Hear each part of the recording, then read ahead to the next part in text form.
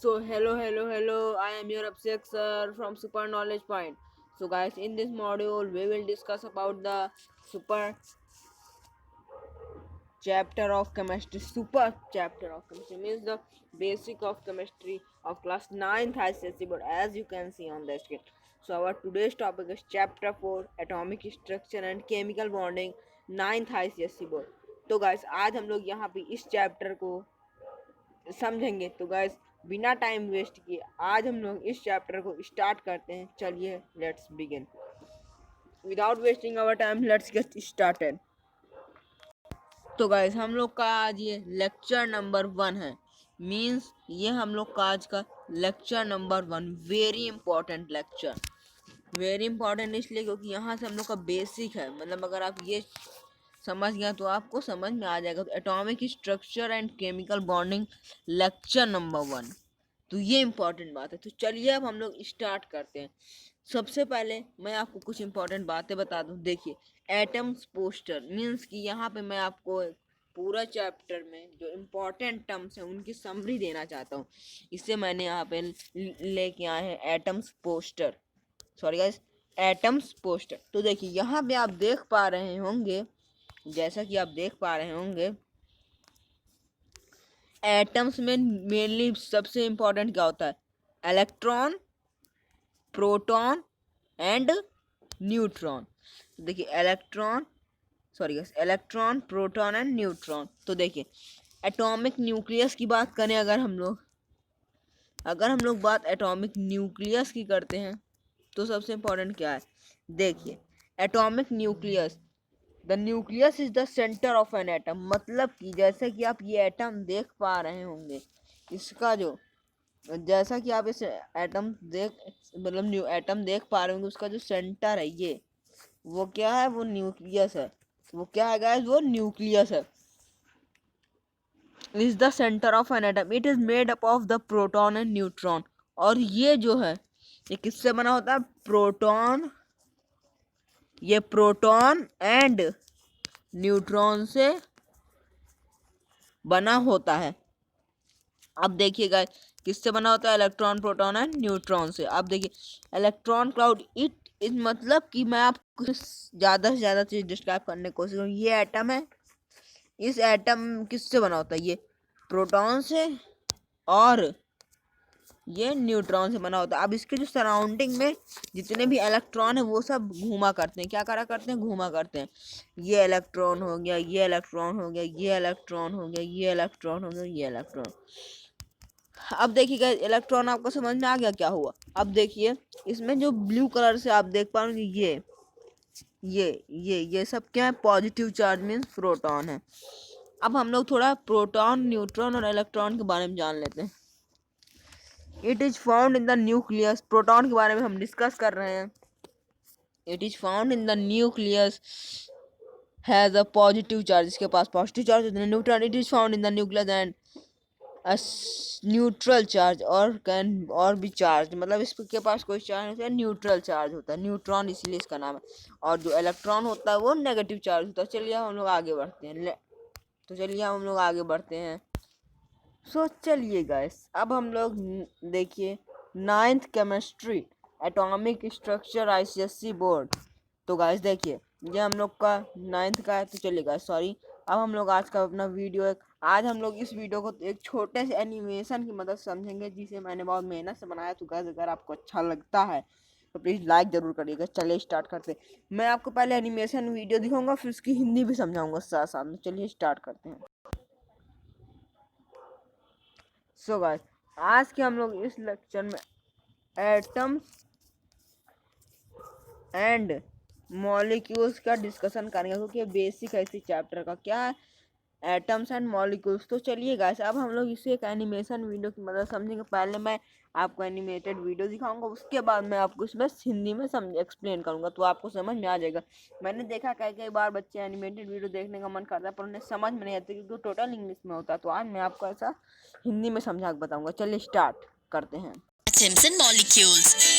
This is an ant hill. The ants are busy building it. It takes many small grains of sand to make an ant hill. If you take a closer look at the grain of sand under a scanning tunneling microscope, You can see that even the small grain of sand consists of millions of particles. So guys, जैसा आप देख पा रहे होंगे ये एंट whole means इसमें जो एंट चींटियां होती हैं उनका जो घर है ये एंट हेल। तो अब आगे जो एंट्स होती है मतलब जो चींटियां होती है वो अपना घर जो है बहुत मेहनत से बनाती है, क्योंकि उनका घर उतना बड़ा नहीं हो पाता क्योंकि वो उतनी छोटी होती हैं और वो छोटे छोटे सैंड पार्टिकल्स, ये देखिए आप देख पाएंगे ये छोटा सा सैंड पार्टिकल्स जैसे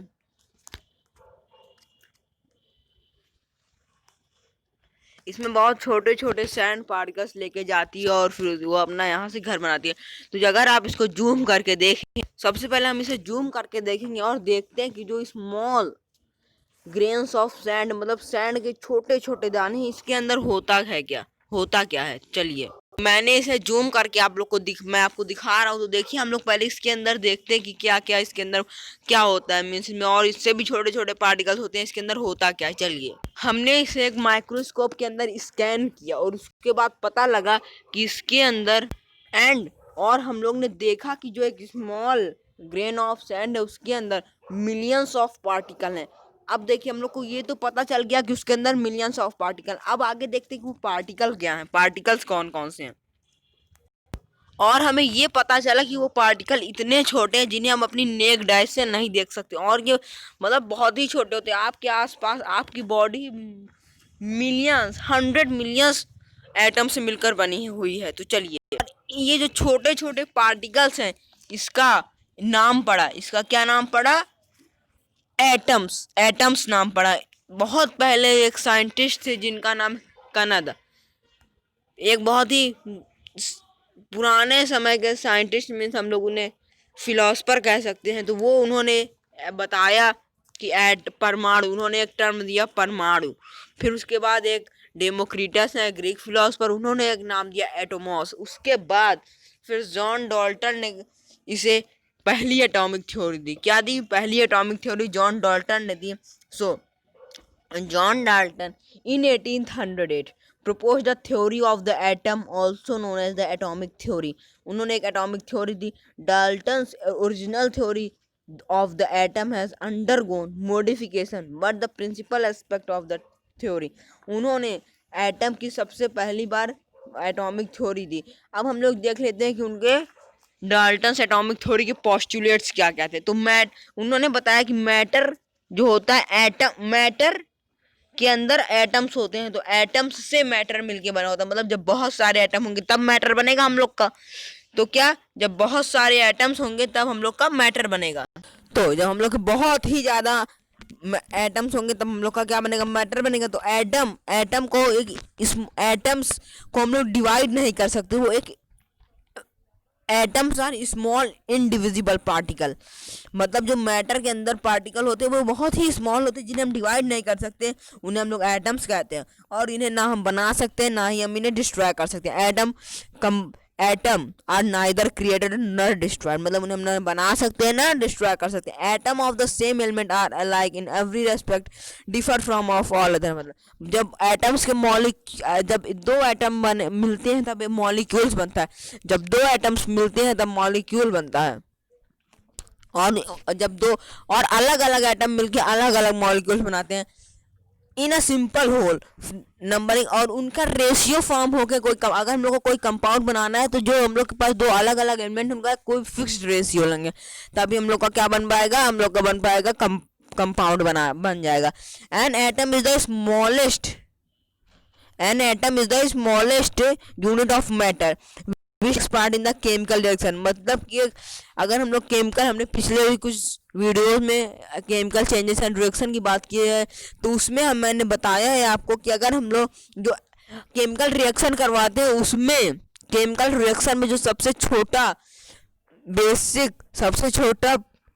रिएक्शन का जो सबसे छोटी यूनिट होती है वो होता है एटम होता है।